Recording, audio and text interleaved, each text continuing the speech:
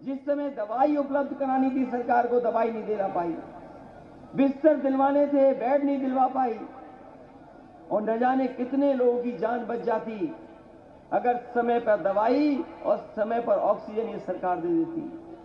बहुत सारे लोगों की जान चली गई, कोई गिनती बताने को तैयार नहीं है सरकार।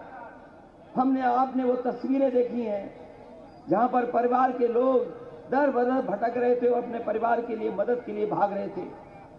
वो मां गंगा को भी बहते देखा जहां पे हजारों लाशें बह रही थी, कोई मदद सरकार ने नहीं की। सबको अनाज छोड़ने का काम अगर किसी ने किया तो भारतीय जनता पार्टी की ने किया।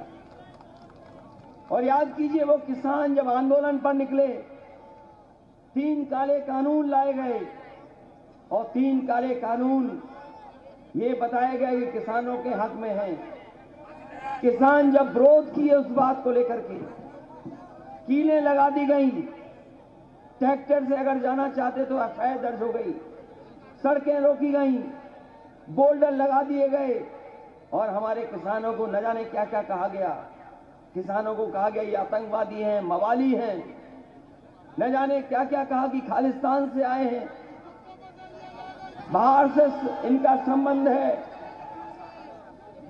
लेकिन हम बधाई देना चाहते हैं अपने किसानों को कि किसान झुका नहीं, अंतोगत्वा सरकार को झुकना पड़ा और 3 काले कानून वापस हो गए।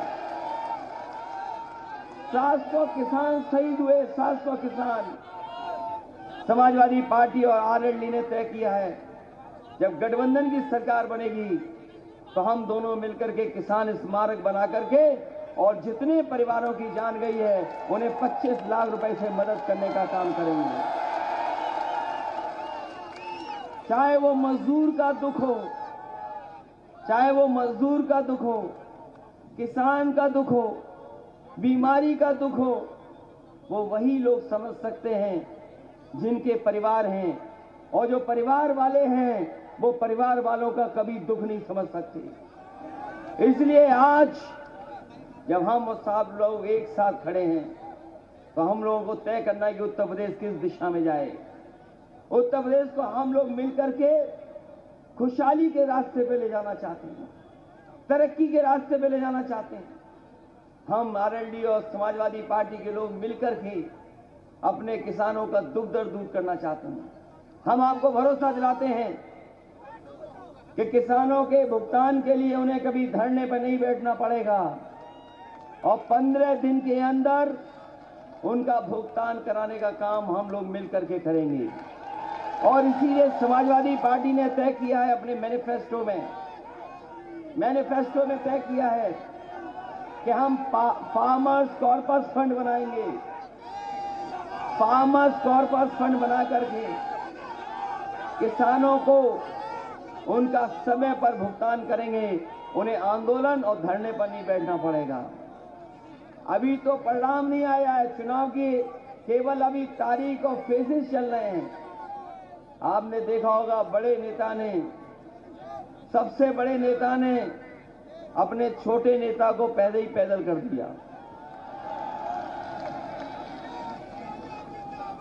बड़े नेता ने अपने छोटे नेता को पैदल कर दिया और छोटे नेता को गुस्सा ऐसा आया कि उप मुख्यमंत्री को स्टूल पर बैठा दिया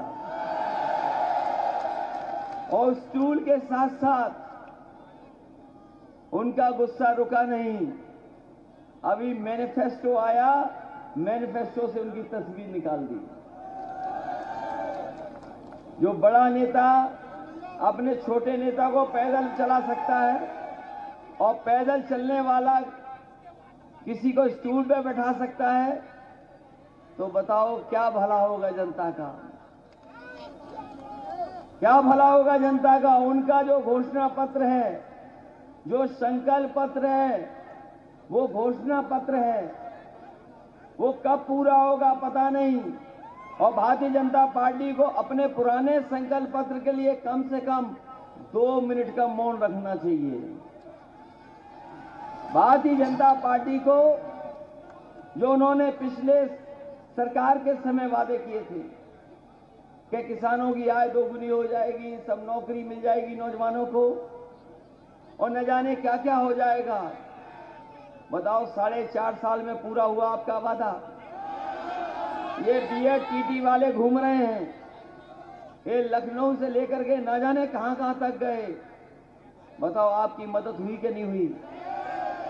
कभी परीक्षा रद्द हो गई और कभी पेपर लीक हो गया। ये ऐसी सरकार थी जो 4.5-5 साल में अपनी लीकेज नहीं रोक पाई। कभी परीक्षा रद्द हुई, कभी क्वेश्चन पेपर लीक हो गया। ये शिक्षा मित्र वाले हैं, 5,000 लोगों की जान गई है इनके।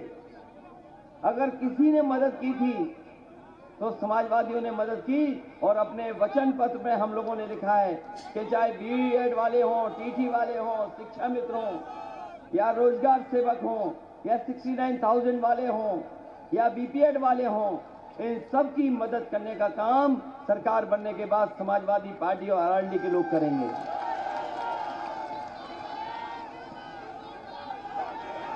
इसलिए हमारा समाजवादियों का योजना पत्र है